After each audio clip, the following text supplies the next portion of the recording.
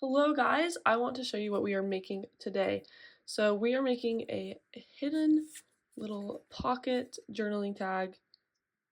I'll show you the other side. The side I just did white, but you can obviously do whatever you want. And I love it. I'm going to be making a bigger one today, but this is from I think the Jubilant Blossoms paper kit. And so I will link that. And I'm also using the August kit today. A lot of elements from the August kit. And then this one is not from the August kit. This one paper, it's just from our classics collection. So I will have everything linked below just so you can check it out if you want to get some new supplies. Totally up to you. But we're just going to jump into it. You guys, these are super cute to just use as a tag in a journal. And then you can open it up and it has some more fun elements inside. It's really exciting. I'm really excited to show you guys how to make it. So what you're going to need is several papers that you like. I have some just neutral ones because I'm going to be adding some more color on top. And these are actually the main two that I'm going to be using as this essentially like back paper, this cream and blue paper. Those are kind of what I'm going to be using. And then this paper I'm going to be using as this orange paper. So it's going to be the kind of decoration. We'll just start. I'm making a much taller one today that can fit this tag, and instead of obviously this really small one. So you can kind of decide what size do I want to do. Totally up to you. But you're going to want a pretty wide edge allowance, and I'm just going to go ahead and mark kind of where I want initially, because you can always make it smaller if needed. And then I have both papers here, so I'm going to just cut it like that.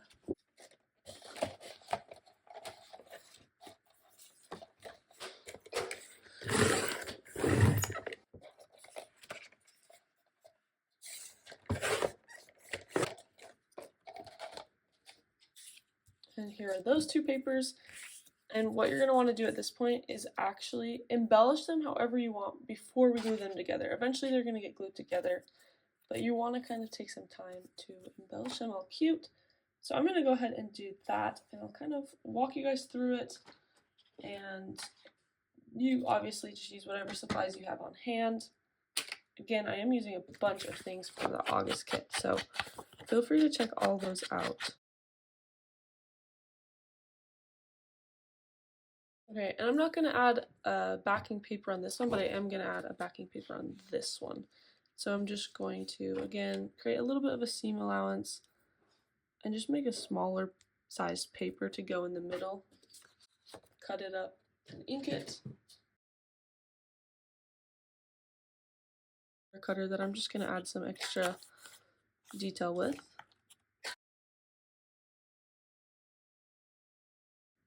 And from here, it's time to just go crazy and have some fun embellishing it. It's one of the best parts. I love to take the time to just make it super cute, and that is what I'm going to do now. And I thought it would be fun to do a little bit of a voiceover so I could talk to you guys through what I'm doing here. So I think we'll just do that. It'll make the video a little bit funner, and maybe you'll get to understand some of my reasonings a little bit better.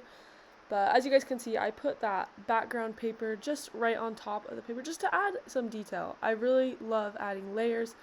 And then I like to test out a little bit of the items I'm going to put on. Once I have that all figured out, I start kind of just gluing it, putting it all on, and I do make some changes kind of as I go because I can't quite remember exactly how I had it, so it might not look exactly the same, but it is pretty similar. I love the tidbits in this kit. They're so fun and so cute. Moving on to this next paper, this little building image is probably one of my favorite things ever, and I think it really brings together the entire kit because it's called French Countryside, and so I think that picture is just like the perfect representation of French countryside. And then you'll see those little corner pieces I put in the top left and top right of the picture. Love those and love what it does to add to the feeling of this. And then I have some more layering pieces. And then of course I wanted to add some stamps from the Tim Holtz stamp collection. I think it's Field Notes, pretty sure, but I just love the detail that it adds. Okay guys, I apologize, the lighting did take a turn for the worse, but that's okay. We'll just finish the video. After you get them embellished how you would like, whatever that may look like, you can go ahead and flip them like that, and you're just going to glue all the way around the edge. just with some sort of, you can even use a glue stick, but just make sure you're pretty careful to get very close to the edges.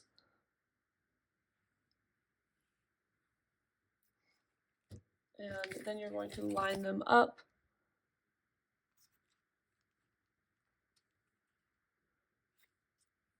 And get them glued together. If you have any leftover white edges, you can trim those later. So obviously my tag will definitely fit in there, but you're going to get your zippy cutter or just some scissors and take off the top piece.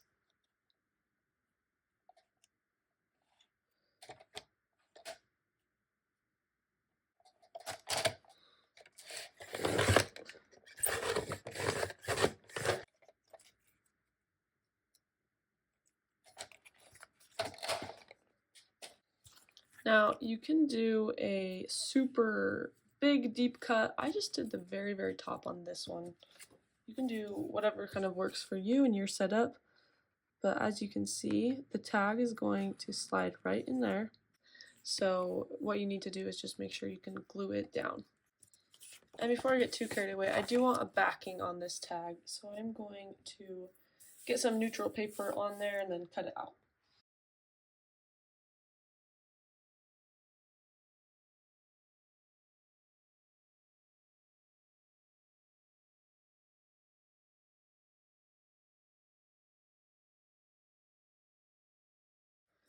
Right, there's the back that I added to my tag, really cute. And once you have your tag ready or your insert ready, as you can see in this one, I literally just used a piece of paper, nothing fancy, but on this time I did want to try tag and see how it goes. So you can kind of just see what you have around, but you're going to get that top piece and just put some glue in it if you can. You can also put it directly on the tag first, so it doesn't have to go in there first, it's just easier. And then you're going to slide it in. Do your best to center it, but it can be hard, it can be tricky. And then make sure that the tag is straight.